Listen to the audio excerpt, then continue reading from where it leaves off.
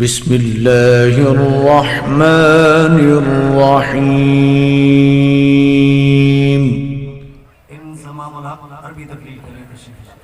ورحمة الله وبركاته. الحمد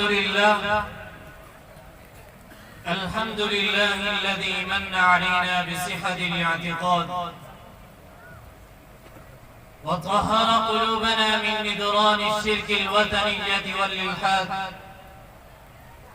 وأنقذنا من دركات الجاهلية والشر والفساد،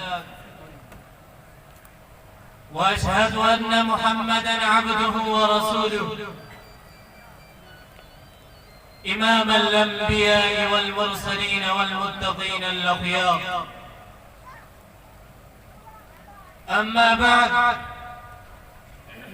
فقد قال الله سبحانه وتعالى: وما أمروا إلا ليعبدوا إلها واحدا لا إله إلا هو سبحانه عما يشركون. وقال النبي صلى الله عليه وسلم: أفضل ما قلت النبيون من قبلي لا إله إلا الله وحده لا شريك له. وقال الشاعر: فيا عجبا كيف يعصي الإله، أم كيف يجعله الجاهد وفي كل شيء له واية تدل على أنه الواحد. أيها المسلمون، إن التوحيد أعظم الأمور وأهمها في الدعوة إلى الله سبحانه وتعالى. لا ينبغي لمن عرف ذلك أن يقتصر على نفسه، فإن الرجل إذا علم وجب عليه العمل، فإذا علم وعمل وجبت عليه الدعوة إلى الله سبحانه وتعالى، حتى يكون من ورثة الأنبياء وعلى طريقهم وعلى طريق أتباعهم، كما قال جل وعلا: ومن أحسن قولا ممن دعا إلى الله وعمل صالحا وقال إنني من المسلمين.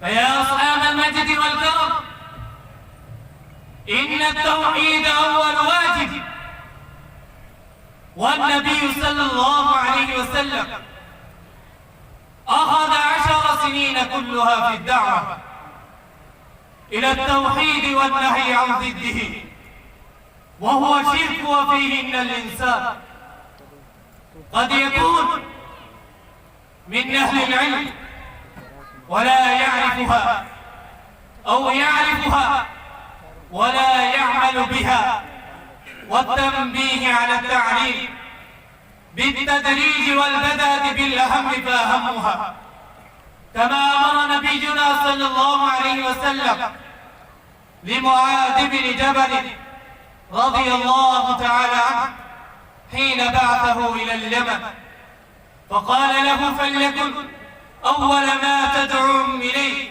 شهادة أن لا إله إلا الله.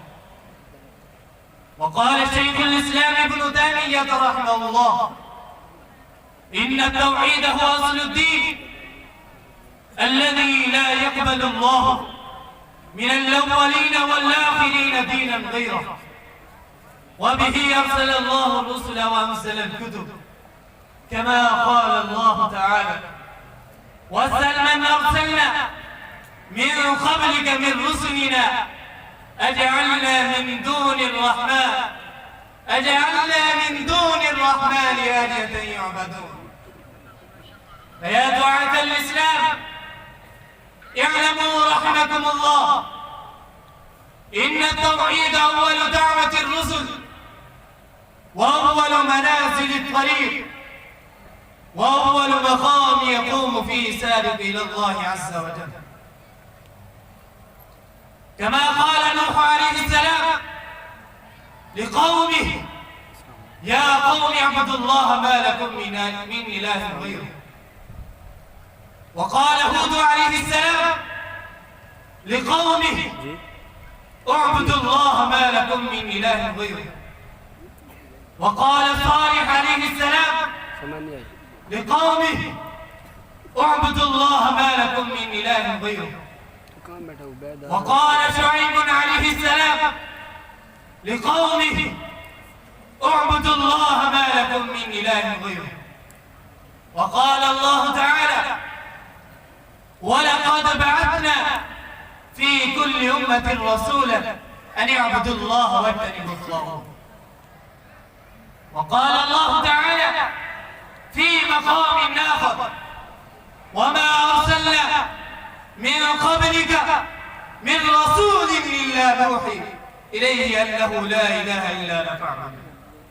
وفي الحديث عن ابن عمر رضي الله تعالى عنهما أن رسول الله صلى الله عليه وسلم قال: أمرت أن أقاتل الناس حتى يشهدوا أن لا إله إلا الله وأن محمد رسول الله صلى الله عليه وسلم. وفي اللقيط: أسأل الله أن يوفقنا لما يحب ويرضى. والسلام عليكم ورحمة الله وبركاته.